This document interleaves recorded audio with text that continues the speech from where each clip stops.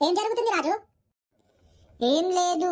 తను ఏంది తను? అది ఇది అనకుండా నువ్వు తను అంటున్నావు అంటే మీరు ఆల్రెడీ రిలేషన్లో ఉన్నారనమాట. అచ్చా, ఇంతకుముందు పెళ్ళి అని మాట్లాడుకుంటున్నారు. ఓహో, అంటే నేను పెళ్ళిలో నేను తినడానికి నాకు ఇన్విటేషన్ ఇవ్వడానికి పిలిచావన్నమాట. Okay okay. నా మాట విను.